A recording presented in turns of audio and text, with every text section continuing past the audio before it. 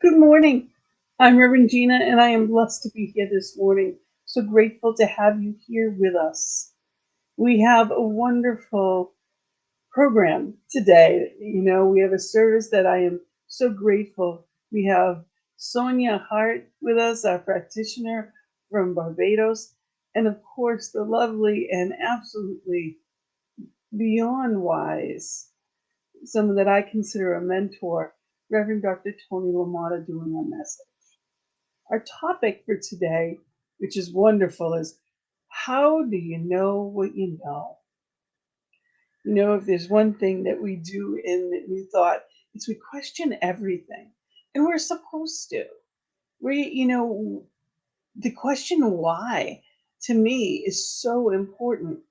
Why do I believe that? Why do I act this way? Why do I do these things? Because when we truly know ourselves, our highest selves come out. And I am so grateful to have that unfolding today with you. So we are so grateful to have you as part of our community. Just so you know who we are, CSL Greater Boston is an inclusive community based on love and acceptance that is a healing presence for all through joyful connection, activities, and education. Our mission is a spiritual community that is lovingly embraces all races, ages, abilities, genders, and the celebration of diversity through the practice of science and mind teachings and principles for the betterment of each individual and the oneness of all. And our purpose, we bring about positive change within individuals and the world by teaching and embodying the science of mind teachings and principles and carrying them out into the world. So thank you for being here as we step out into the world. Thank you for helping us to be in this place.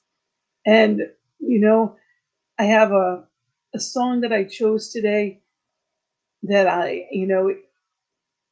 it's so important to know ourselves, but also to love ourselves.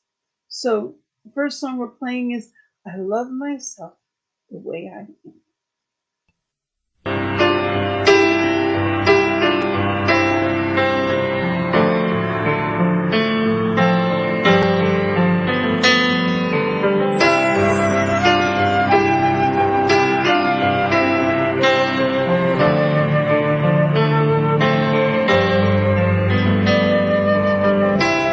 Myself the way I am.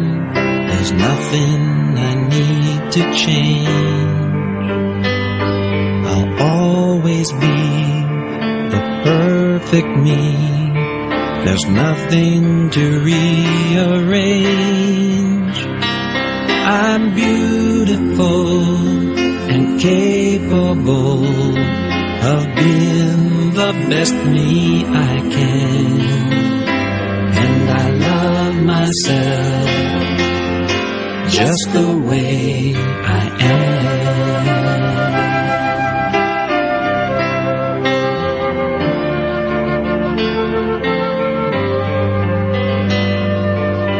I love you just the way you are.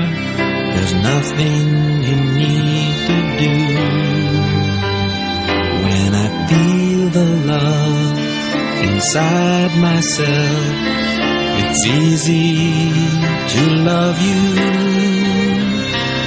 Behind your fears, your rage and tears, I see your shining star. And I love you just the way you are.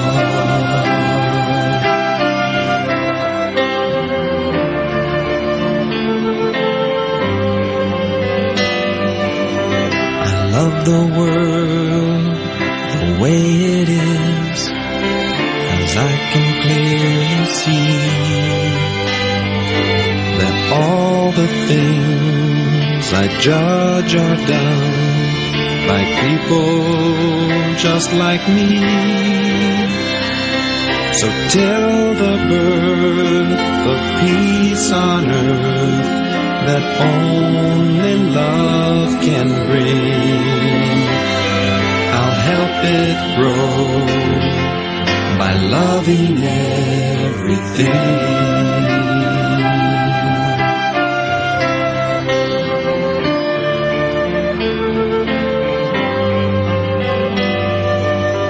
I love myself the way I am, and still I want to grow. But change outside can only come when deep inside I know I'm beautiful and capable of being the best me I can. And I love myself just the way I am. I love myself just the way I am.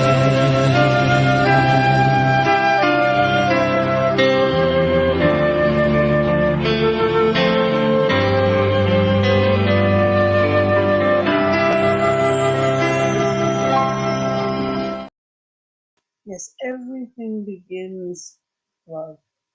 And we love you and we're grateful that you're here. So let us know, wherever you are, whoever you are, let us know you're here. We love your comments. We are live and we would love to hear from you. And now we're going to go to prayer, which is our gift that changes everything. And we have the lovely practitioner, Sonia Hart from Barbados.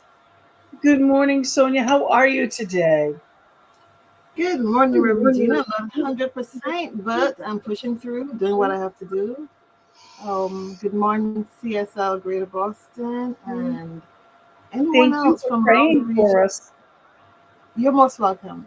And anyone else around the world who has tuned in to listen to us today. It is at this point that I'm going to ask you to silence the mind and open the heart as we go into prayer. God is all there is. God is love. God is joy. God is peace. I am made in the likeness and image of God, and all that God is, I am. And as I know this for myself, I know this for each and every one present here today. And so I speak my word, knowing that I live in a universe of absolute good. I live in a place of joy, of peace, of love. Each and every one of us present here today, I am knowing for each and every one of you that you too live in that place of love, joy, and peace. Because each of us have our being in God and expresses as God. And so I give thanks. I give thanks with a grateful heart for this knowingness, for this beingness. And so I release this word, knowing that it's done, it is always done, and so it is. And so it is. Thank you so much, Sonia. You're welcome, Reverend Gina. And I have the reading today, and it's actually one of my poems, and it's called Draw a Picture.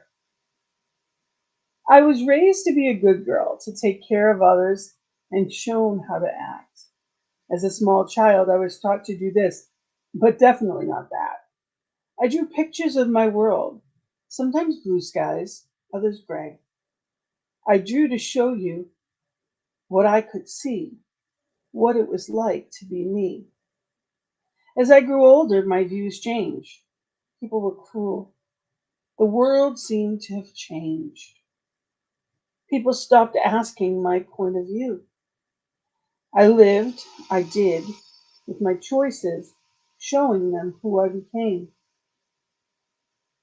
I realize now I have drawn my life.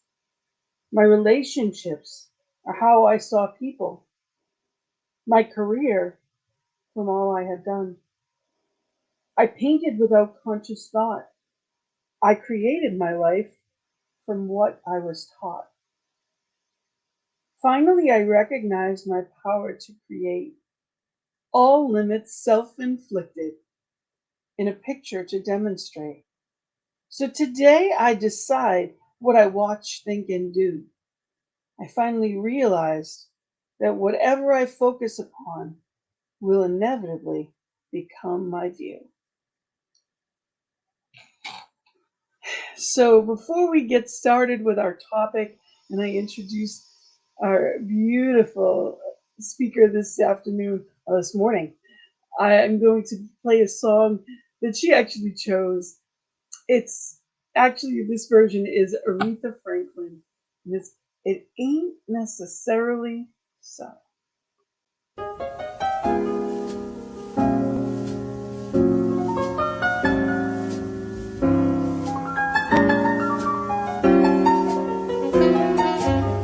It ain't necessarily so.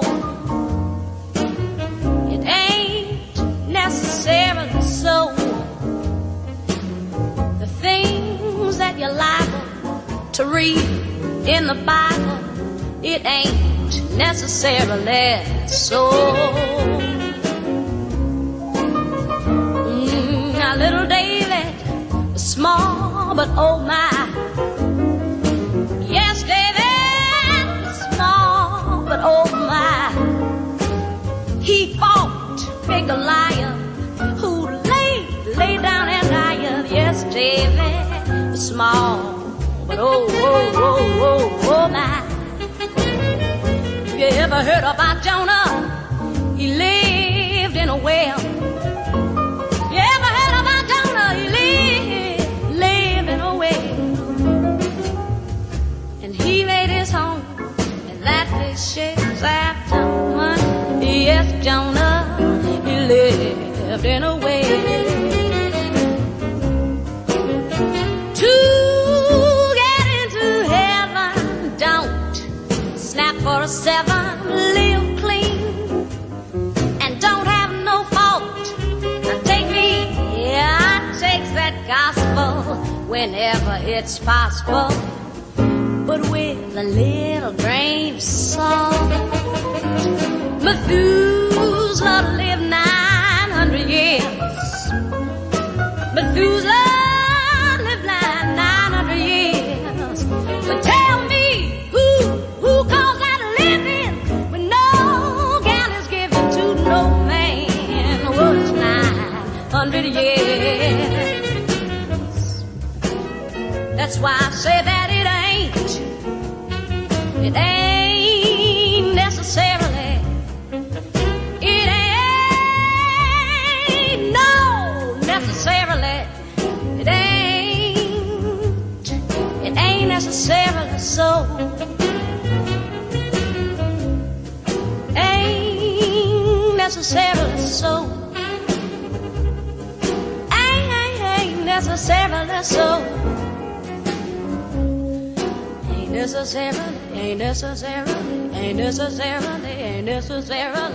Ain't necessarily so.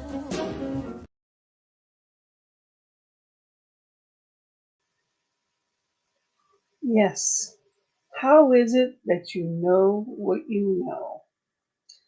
And I'm so happy to be here to introduce Reverend Dr. Toni LaMotta. This is someone that I have the blessing of having as a professor in the School for Spiritual Leadership in Florida School for the Holmes Institute, the Florida campus. And from the first class, I said, wait a minute, she is different. This is definitely not your typical professor. She taught her way, and I got it. I really appreciated the inquisitive nature of going a little deeper and looking at it in a different way. And, she has been in ministry 30 years, and she just keeps looking deeper and finding new ways to look at life and teach life in amazing ways. She is, the also the education coordinator for the Integral Christian Network. And, she teaches classes that are incredible. So I encourage you. I actually have her website because I really encourage people to take a look and be, you know, really spend some time. If you're looking to go within and look at things differently, she has a gift to be able to do that. Not just in her, of course, I love her when she gives her message, but when we're actually going deeper in a class, it's incredible. So I encourage you to get to know her even better. So I bring in, and I am grateful for one of my mentors, Reverend Dr. Toni LaMotta. Good morning, and thank you for being here with us. Good morning, Reverend Gina. Just delightful to be here again. And, I just keep thinking of that song, and it kind of makes me smile and laugh, but it's also reminds me of a message someone gave me years ago that said, "Don't even believe what you believe." And I thought, that's an interesting thought. So I decided to reflect on that with you all today. And Reverend Gina actually invited me to keep things light today. We were talking about, this has been a month of heavy topics. So I'm going to invite you to bear with my sense of humor because I am attempting to probably tell a few jokes today. And I'll start with one. There was a 70-year-old man who went to his doctor for a checkup, and the doctor was amazed at his terrific physical conditions. So, looking for an explanation in genetics, the doctor said to him, "How old was your father when he died?" And the man said, "Don't assume my father is dead. In fact, he's 90 years old and he still plays golf every day and he walks the course." And the doctor said, well, then how old was your grandfather when he died? And he said, "Don't assume my grandfather is dead. In fact, he's 110 and he just got married." And the doctor said, "Now, why would a man of 110 want to get married?" "Well, don't assume he wanted to get married." Anyway, today's message is about how and what do you really know. And basically, it's connected to the work of the Miguel, who wrote the book on the Four Agreements. Every year, when I was running churches, I began every year by repeating the messages of the Four Agreements. And one of my favorites is the third agreement, which says, "Don't make assumptions." So I know that this month at CSL has been all about paradigms. And so this connects by asking the question, how do I know what I know in life? And I'm going to ask all of you, what's your criteria for saying something is true? And I'm inviting everyone to begin questioning yourself when you say, "I know that." Interesting. Maybe you saying, "I know it because Reverend Gina said that last week or said it in a class that I took. My mother or father told me when I was a child. I read it in the newspaper." Even if you see something with your own eyes, you can't call it true because even depending on your personality, you see things differently from other people. I have this favorite picture hanging on my wall. I've taken it from every home I've been in.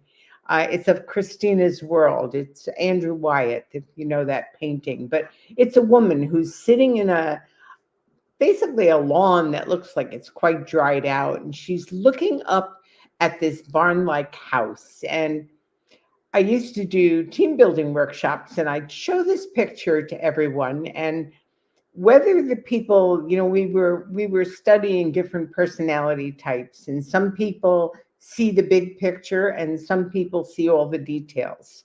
And the big picture people are called intuitors, and the detail people are called censors. So when I asked the censors to tell me what they saw, it was interesting. Most most of them said, I see this dry lawn, and then I see this ladder leaning against a house, and the third window from the right is open. I mean, they would go into tiny details. But the intuitors would say, there's a woman quite forlorn, and she's laying in the grass, wondering if she will ever reach that barn and reach her dream. It's interesting. You know, we see and we interpret everything we see, and we can't trust what we see to tell us what is real. So, most of us, when we're describing something that we see, we add to it and we make up a story about what we're seeing. And all you can tell of what you actually see is what a video camera would see. It can't see something like mad, glad, sad, or any other emotion. It might see someone frowning, and people would say, they're mad. But it could be because the sun is in their eyes. How do we know? So instead of making assumptions, we need to begin really asking questions. This is what this looks like, might be the first thing we say, and then find out what the other person's view is on something. Miguel tells us, communicate with others as clearly as you can to avoid misunderstandings, sadness, and drama. Leave no communication in question. I wonder what he meant. Do you think she means this? We do this all the time. And the suggestion is to not make assumptions, but ask. Verify the truth before you act on it, and certainly before you spread it through the grapevine. You know, and not just like I found this from a reliable source. From very early on, we learn to make assumptions because the truth is, we think we always have to have an answer. And I don't know about you, but I was taught in school not just any answer, you had to have the right answer. What did that teach us? So today I'm going to invite all of us to give up two things in life. You ready for this? It's the need to be right and the need to be in control. Oh boy, aren't you glad you came today? You need to be right and the need to be in control. And both of those are illusions anyway. You know, do you ever find yourself arguing for something that you don't really even know is true? We all have opinions and we take a stand as if they're the truth. And I actually worked on this particular idea for a long time in my life. And now I have a new approach and I welcome you to try it. But when someone says something I don't agree with, my immediate reaction used to be to set them straight, to let them know the truth. And I used to call it my teacher persona. But since I really began practicing deep listening, now when someone says something I disagree with, I take on an attitude, and maybe sometimes even say this out loud, that's interesting. I wonder how they grew up or what caused them to believe the way they do and what they do. And then I really try to hear why they think what they're thinking rather than assuming that I know what they're thinking. And of course, what they're thinking is not what I'm thinking. And so something must be wrong with it. You know, don't ever assume you understand another human being or know why he or she is doing something. The truth is, we don't even totally understand ourselves most of the time.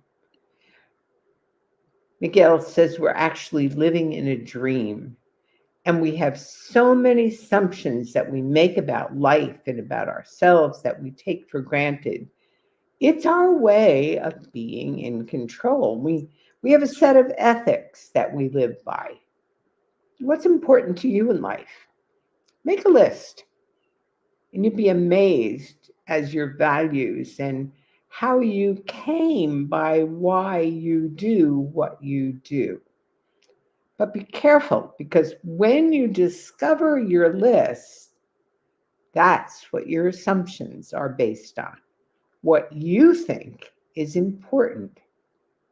I guarantee that if you try to do that list for your spouse or partner or your best friend, you'll probably be wrong most of the time.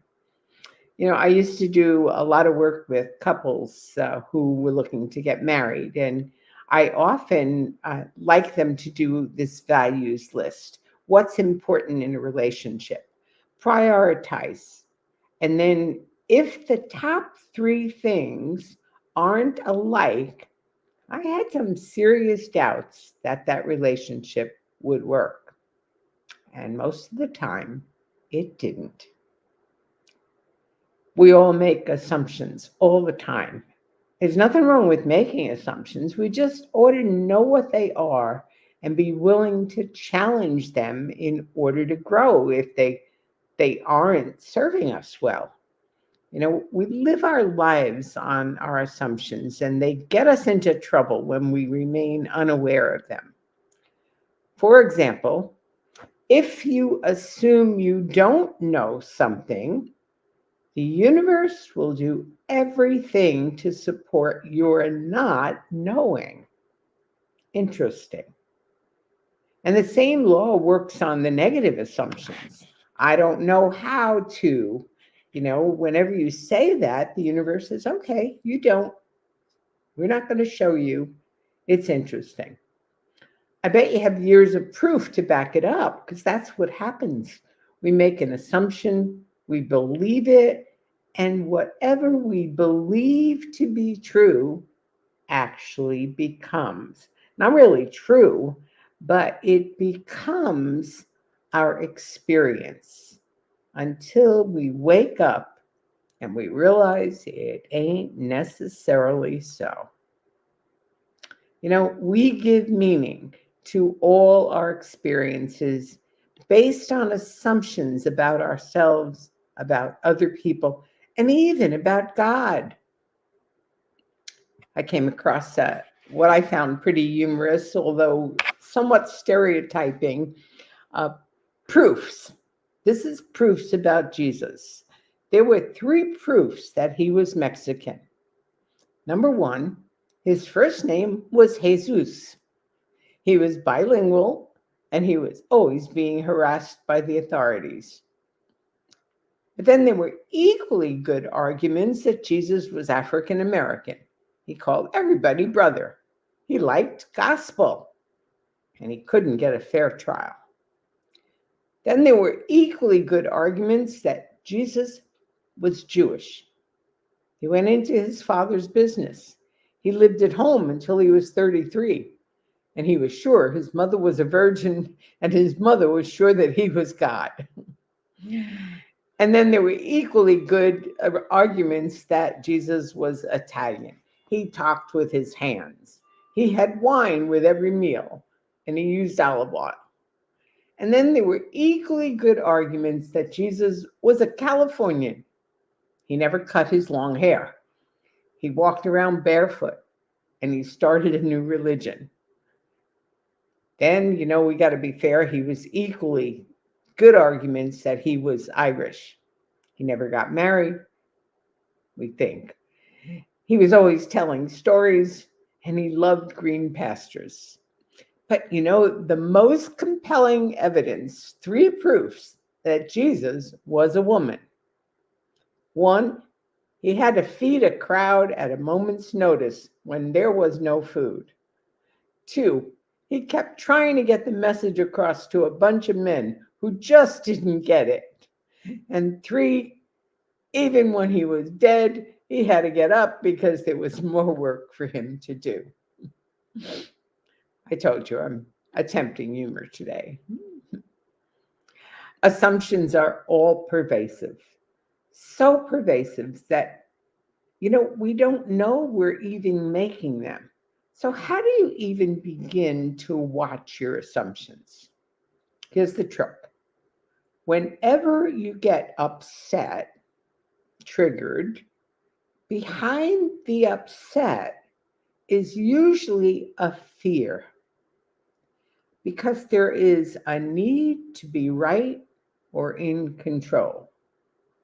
So, the best way to practice this agreement is to catch yourself whenever you get angry, annoyed, agitated, whatever word you used for it, and ask yourself, what need is active here? Is it my need to be right or in control? And then you ask yourself 3 questions. Could I let this go? Hmm. Would I let it go? And if so, when? Changes everything. Trust me. Stop and ask then, what assumptions am I making? What am I taking personally? Recognize that we only see and hear what we want to see and hear. Our minds don't like not understanding. So we make up assumptions about meaning. We make assumptions all the time about what other people are doing or thinking, even, what we think they should be doing and thinking. Your partners, couples, families, friends assume the other knows what we want. They should know me. If he or she loved me, he or she would know what I want without my telling them. And then when things turn out differently, we start to take it personally. These assumptions are powerful. Then we blame the other person, react by using the powers of our word to retaliate, spewing out poison, which affects our own atmosphere. We need to ask instead, is this what you mean? Repeat statements back to someone. That's what active listening is about. This is what I heard you saying. Is that right? The day we stop making assumptions with our loved ones, our ways of communicating will change completely. We know we've stopped making assumptions when we have no more conflicts. Interesting. Every one of us, I don't know about you, but every day there's some little conflict, some little thing. So I need to stop and say, what assumption am I making? And there's another way to keep from making assumptions, and that's to find your voice to ask for what you want. Interesting. We all have the right to ask, and others have the right to say no. They have a right to ask us, and then we can say no without guilt. We can go into that another time. A very busy young mother of a large family was asked by her 10-year-old daughter if she would accompany the daughter's class on an all-day field trip to Brookfield Zoo. And because the family was so large, the mother tried very hard to give each individual child time and attention. So she saw this as an opportunity to provide one of those special opportunities for this daughter. And she was pleased that the daughter wanted her to come along. So the family lives several hours away. So the trip meant leaving around 8 a.m. and not returning until 8 p.m. And logistics to plan for the rest of the family were awesome. Prepare for each other sibling who'd be staying home, providing advanced care and things that would be needed for each child for the entire day. And one was a special needs child in a wheelchair, so she had to reschedule things and several things, including 2 dental appointments. And As the mother was making her list, which enabled her to go over all the bases, she carried on idle conversation with her daughter about the trip. This will be really nice to spend the day together, won't it? Yeah, she suggested. Yes, responded the daughter. And mother continued. And it is important for me to go with you, isn't it? She asked questions. And the daughter answer was a big surprise. What's really neat, she said, is that if you have one of your own parents on the trip, when you go into the gift shop and you see something you want, you can get it. In this instance, it was the gift shop potential, not the companionship, that was important to the little girl. Because of the daughter's openness and honesty, the mother could better evaluate her need to accompany her daughter on the field trip. And after a little more discussion, she worked out a different plan, which better met the needs of both the mother and the daughter. They planned an afternoon for the two of them. When the girl went on the field trip, the mom made sure she had extra money to spend in the gift shop. Interesting. The important points here is the love and the willingness of the young mother allowed the daughter to respond openly and honestly. And the mother was willing to ask questions and understand the real need that her daughter had. And she didn't assume nor take it personally when the daughter was not after her companionship. So ask questions. If you don't understand something, ask. Have the courage to ask questions. Ask until you're clear about a situation. Then you don't have to assume. So by making this, one agreement a habit, our life will be completely transformed. Without making assumptions, our word becomes impeccable. I'm going to summarize the 3 points I made today. Number one, we make assumptions all the time. We assume things and then give them meaning based on our assumptions. Number two, an assumption is a belief.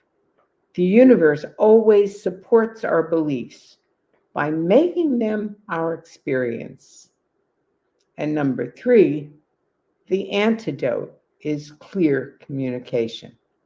Find your voice to ask for what you want and to courage to hear the answer. So, what do you really know? There is one assumption that I think we should all make, and that's the assumption that there is a power for good in the universe and we can use it. That the universe is a friendly place. That peace is our birthright. That love is our essence. Let's know that together.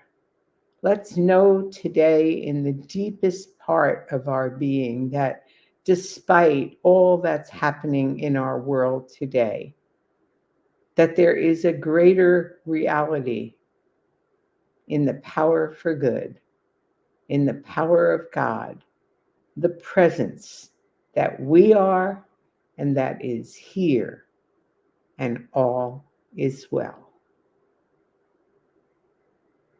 Thank you. And so it is. All is well. Absolutely beautiful. Thank you so much. And you're going to come back and pray with us in just a little bit. Thank you. Thank you, Reverend Toni. Okay, so we want to share. This is our time for sacred giving. And I just am so grateful. I have received much today.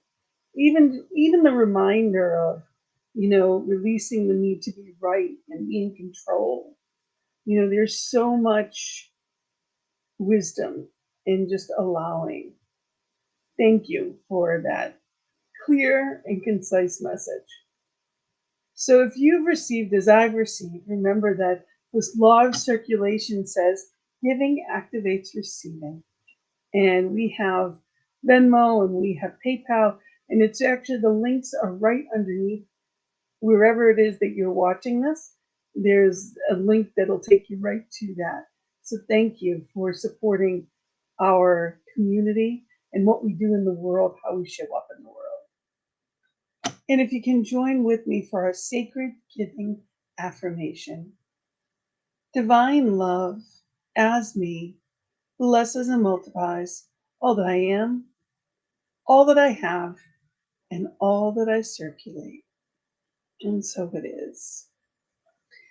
So we have a couple of announcements. Of course, our Thursday night Sacred Circle at 7. And we have a wonderful guest this week. Sonia Prince is going to be our leader this week, and it's going to be a wonderful hour.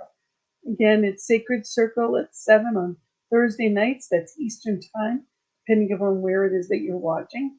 Join us for a wonderful community. And there is an amazing retreat this weekend, and that is the scan. Or you can always reach out to me if you have any questions on how to get to it. But it's in the Northeast. We're actually hosting some stuff, and it's so exciting to have a retreat going. And this is actually Southern Mass. And it's going to be Reverend Michelle Watley is going to be the keynote of it. Awaken your soul, a life enhancing retreat. And there are still spots available. So if you're available, join by all means. If you want to reach out to me, you're welcome to do that. And save the date, lighting the way of love, soul to soul to soul. And this is actually a retreat for Spirit CSL, and it's going to be in Charleston, South Carolina. How exciting! In February, it is in again on the east coast. You can come visit us at save the date for February 19th to the 22nd. How fun! So thank you. It has been a pleasure to be here with you. And, before we pray, again, the last one that I wanted to really announce was, if you're thinking of, I thought of taking classes, I've thought about something lately, go to her website. It's ToniLaMotta.com. And she is incredible. She's got something new starting up soon, I believe the first week of November, and there's all kinds of classes. So enhance your life and go a little deeper. Again, it's ToniLaMotta.com. Amazing instructor with so many resources. So grateful to have you here with us today, Reverend Dr. Toni. So I'm going to bring you in before we play our final song, and I'm going to ask you if you can pray with us. And so we come to that knowing of the power, knowing of the goodness, knowing what we call God, presence, essence, recognizing that as the source of all good, recognizing that is love, and it is the only power in the universe. And as I recognize that, I recognize that that is who I am. When I know it for myself and I learn more deeply to love myself, I can easily see it in each view and each person I meet. I can see it in those at war. I can see it all across the world because I know there is only one. And so in my own life, I choose to be a vehicle, a presence of peace. And the way I choose that this day is by letting go of anything that I have a need to be right or to be in control. I choose this day to listen more deeply, not to be understood, but to understand. I listen each day because I see the face of God in everyone I meet. And I recognize that face as the presence in my own life as well. And so I celebrate who we are individually and together. I recognize that others may not see things as I see them, and I know that they are all God, they are all good. And so I give great thanks.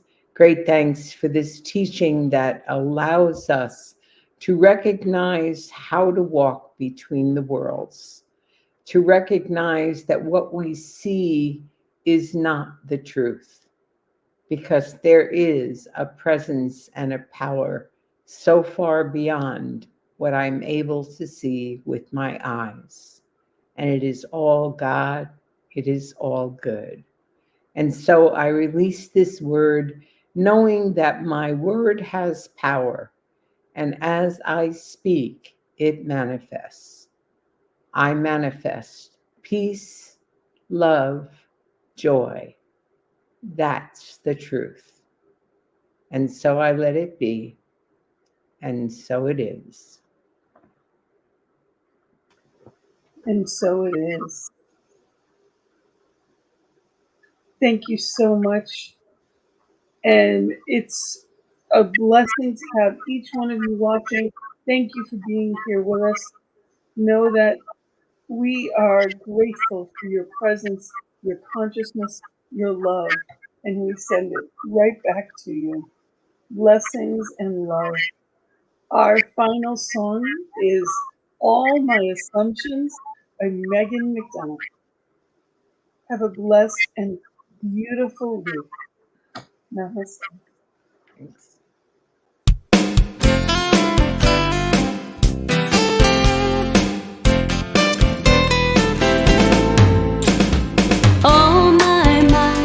All my assumptions and the troubles they can bring my way. They bury me neath the bottomless ocean of assuming that I know the way. That my way is right, that there's day and there's night and there's nothing in between the two. And if you just see it my way, well then what a great day. But I'm really a kid without a clue because of all my assumptions and the way they muddy up the light. They run me around and distort my perception and convince me above all I'm right. Right to think this and right to feel that and the right to get all upset.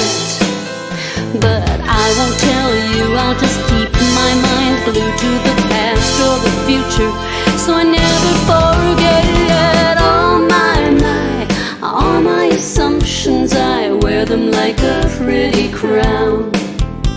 Then late at night, they're misbehaved children jumping on the bed and running round, yelling, she probably thinks, or they probably thought, or you know they're talking about you, and you're just not his type. Besides, he's all hype, and well, come on, you can guess the truth. The truth? The truth? Could the truth be anywhere in there? I don't think so.